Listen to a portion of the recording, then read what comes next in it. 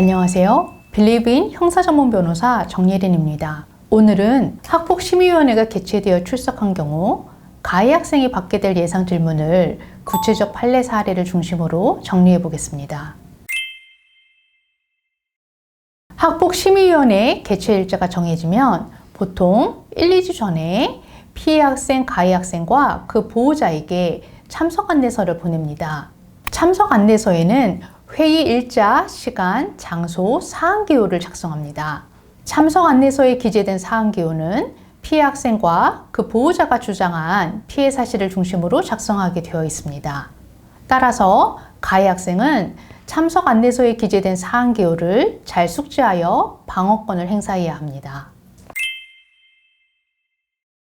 학폭심의위원회에 출석하면 질의응답을 통해 진술을 하게 됩니다. 가장 먼저 받게 되는 질문은 참석 안내서에 작성된 사항기호가 사실인지 여부를 확인하는 것입니다.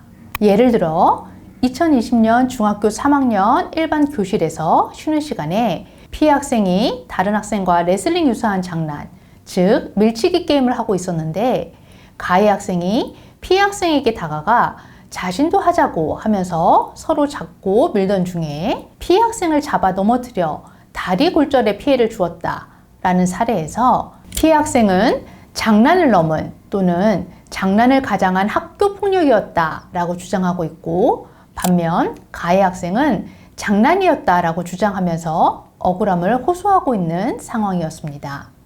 이러한 경우 가해 학생에 대한 예상 질문은 첫째, 피해 학생이 다른 학생과 먼저 게임을 하고 있었던 것인지, 둘째, 가해 학생이 어떤 경위로 피해 학생과 게임을 시작하게 된 것인지, 셋째, 레슬링 유사한 장난, 즉 밀치기 게임이 구체적으로 어떻게 하는 게임인지, 넷째, 게임 도중 일부러 잡아 넘어뜨린 것은 아닌지 등 사항 기호에 작성된 그러한 사실관계가 있었는지에 대해 질문을 하게 됩니다.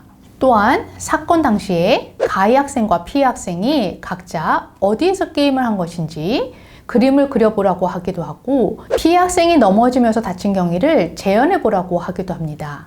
이런 질문을 하는 이유는 무엇일까요? 학교 폭력이라는 갈등의 특성상 학생 간 진술이 불일치하는 경우가 많고 객관적 증거가 존재하지 않는 경우가 많습니다. 따라서 구체적이고 세세한 질문과 답변을 통해 학생의 주장과 진술이 신고 초기부터 심의 단계에 이르기까지 일관된 진술을 하고 있는지, 진술에 부합하는 증거나 정황이 존재하는지, 구체적 상황에 대해 묘사하고 있고 그 주장과 상황에 자체적인 모순은 없는지, 이러한 친빙성 등을 검토하여 사실관계를 확정합니다. 사실관계가 확정된 경우 학교폭력에 해당하는지 여부에 대한 질문을 하게 되는데, 특히 레슬링 유사한 장난, 즉 밀치기 게임과 같은 장난이었다라고 주장하는 경우에 행위의 객관적인 모습, 가해 학생과 피해 학생의 평상시의 관계, 게임을 하게 된 경위나 넘어지게 된 경위, 게임 전후의 상황 등에 대한 질문을 받게 될 것입니다. 이때 학생들끼리 장난치고 노는 과정에서 발생한 불의의 사고인 경우라면 학폭심의위원회에 출석해서 사안 당시 있었던 일을 사실에 맞게 차분하게 진술해서 억울하게 징계 처분이 내려지지 않도록 해야 할 것입니다.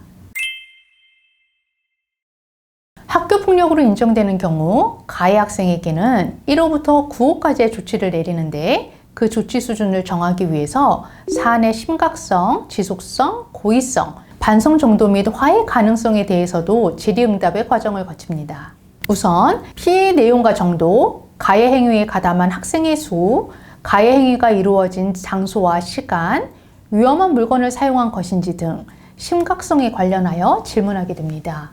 그리고 과거 피해 학생과 사이에 가해나 피해 이력이 있는지, 가해 행위의 횟수나 기간이 얼마인지 등을 확인합니다. 또한 사안에 이르게 된 경위나 동기 등에서 적극적으로 계획하거나 의도하여 고의성이 중대한 것인지에 대한 질문을 하게 됩니다.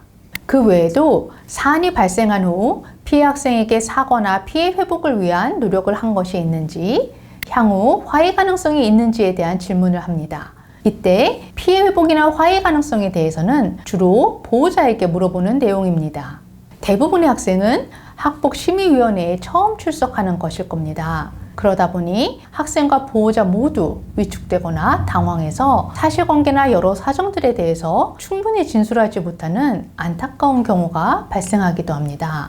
따라서 학폭위 심의를 앞두고 계신 분이 있다면 이번 영상이 도움이 되기를 바랍니다.